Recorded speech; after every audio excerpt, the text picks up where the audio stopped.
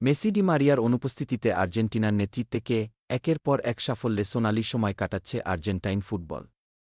টানা দুটি Copa America এবং মাঝে একটি বিশ্বকাপ জয়, যা তাদের দীর্ঘ ৩.৫ দশক বিশ্ব চ্যাম্পিয়ন হতে না পারার আক্ষেপ ঘুচিয়েছে।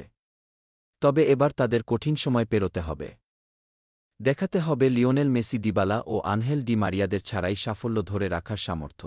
২০২৬ বিশ্বকাপ বাছাই পর্বের ২ ম্যাচের জন্য গত সোমবার স্কোয়াড ঘোষণা করেছেন কোচ লিওনেল স্কালোনি। সেখানে যে ডি মারিয়া থাকবেন না সেটা নিশ্চিতই ছিল। কারণ এবারের কোপা আমেরিকার শিরোপা জয়ের ম্যাচটিই ছিল তার আন্তর্জাতিক ক্যারিয়ারের শেষ ম্যাচ। যদিও স্কালোনি সহ আর্জেন্টাইন সতীর্থরা চেয়েছিলেন দেশের মাটিতে এক ম্যাচ খেলে তাকে বিদায় জানানো। তবে তেমনটা যে ঘটছে না, সেটাই জানা গেল নতুন স্কোয়াডে ডি মারিয়া না থাকায়।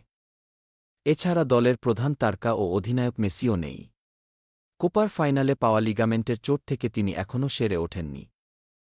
সাধারণত মেসির অনুপস্থিতিতে সাম্প্রতিক সময়ে অধিনায়কের আর্মব্যান্ড পড়তে দেখা যেত ডি মারিয়ার হাতে। এখন দুই কিংবদন্তি তারকার অনুপস্থিতিতে কার কাঁধে উঠছে আর্জেন্টিনার নেতৃত্বের ভার, সেই আলোচনা শুরু হয়েছে।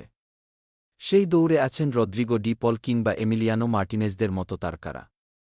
আগামী ৫ সেপ্টেম্বর বুয়েন্স আয়ার্সে চিলির বিপক্ষে বাছাইয়ে নিজেদের সপ্তম ম্যাচ খেলবে আর্জেন্টিনা। এর ৪ দিন পর তারা মুখোমুখি হবে কলম্বিয়ার, যা হামেস রদ্রিগেজদের মাঠে অনুষ্ঠিত হবে। আলবিসেলেস্তেদের অধিনায়ক হওয়ার দৌড়ে অ্যাটলেটিকো ডি মাদ্রিদের মিডফিল্ডার ডি পল ও অ্যাস্টন ভিলার গোলরক্ষক দিবু মার্টিনেজের নাম আলোচিত হচ্ছে। নিজের সতীর্থ ও সমর্থকদের কাছে বেশ শ্রদ্ধার পাত্র মার্টিনেজ। তার ব্যক্তিত্ব ও নেতৃত্ব নেওয়ার ক্ষেত্রে ভূমিকা রাখতে পারে।